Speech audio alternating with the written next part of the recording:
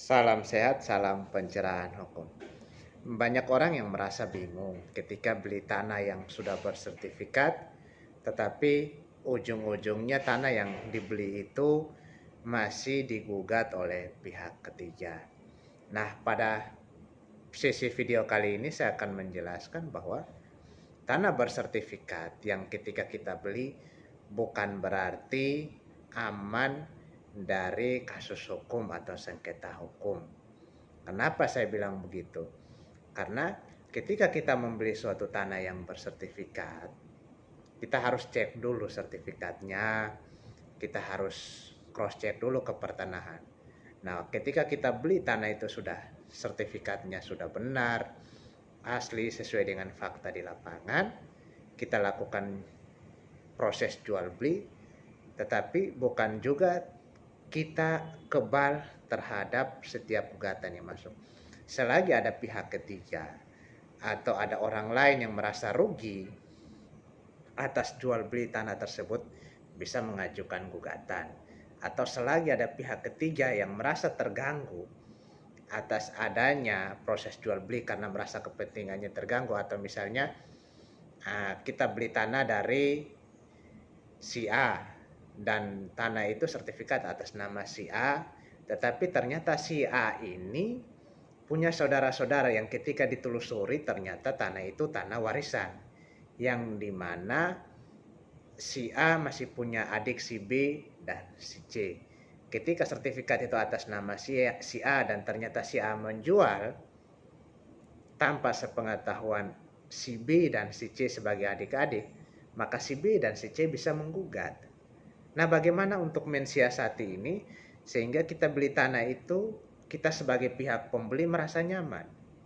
Nah, yang paling penting kalau untuk kondisi kasus seperti ini, misalnya kita beli tanah atas nama si A dan ternyata si A itu tanah yang dia punya yang sudah sertifikat atas nama si A itu merupakan tanah warisan, maka kita pihak pembeli juga harus meminta persetujuan dari si B dengan si C, yaitu turut mengetahui dan melepaskan hak, atau si B dan si C melakukan penolakan waris terhadap tanah warisan yang itu, sehingga si A dengan mutlak mempunyai hak penuh untuk menjual.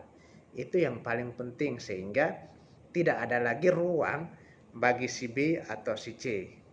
Nah, untuk yang paling aman sebenarnya kalau kita pihak pembeli, tanah yang paling kategori aman ketika kita beli itu adalah tanah hasil putusan pengadilan yang sudah dieksekusi atau tanah hasil lelang.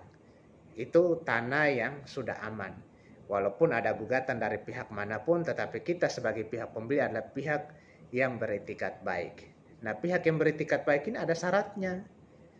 Jangan sampai ketika kita beli tanah bersertifikat, kita kategori pihak yang beretikat baik. Tidak.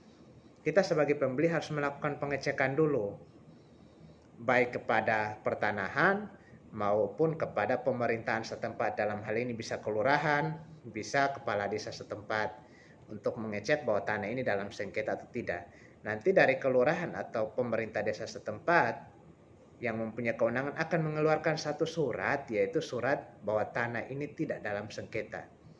Baru kita lakukan transaksi jual beli, sehingga ketika ada persoalan kita kategori pihak pembeli beretikat baik. Nah, contoh kasus yang kayak tadi saya bilang, kalau tanahnya tanah sengketa tanah warisan, itu beda cerita. Sehingga kenapa saya bilang beda cerita? Karena satu bidang tanah dimiliki oleh beberapa orang sebagai kakak beradik. Nah, ketika tanah itu ingin dijual, maka persetujuan ahli waris semua wajib ada.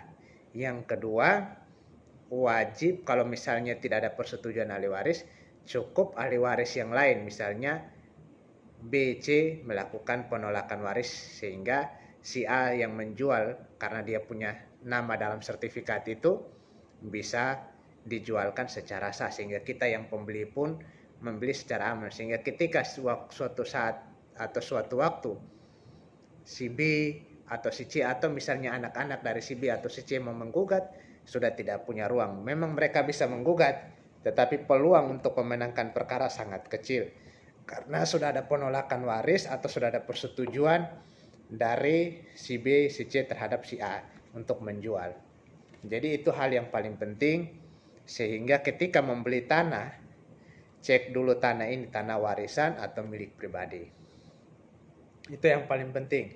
Sehingga ketika kita beli, kita menjualnya, kita misalnya ketika kita beli tanah tersebut, kita beli dengan aman, sehingga kita menjual pun kita menjual dengan aman. Nah, atau misalnya sederhana lagi, contoh tanah yang kita beli, tanah harta bersama antara suami dan istri.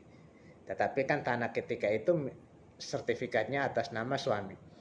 Nah, ketika suami sudah meninggal, istri menjual, ya kan?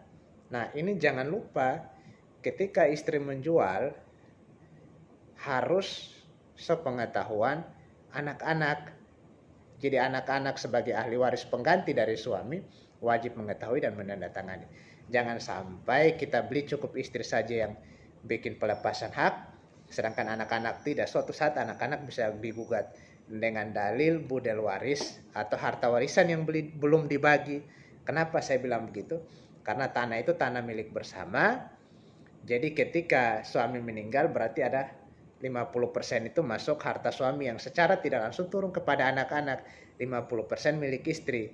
Sehingga ketika istri mau menjual secara keseluruhan, maka yang 50% yang tadi saya bilang milik anak-anak, milik suami yang diturunkan kepada anak-anak itu wajib ada persetujuan dari anak-anak, sehingga full lah pembeliannya, full tanah itu dijualkan tanpa ada cacat hukum.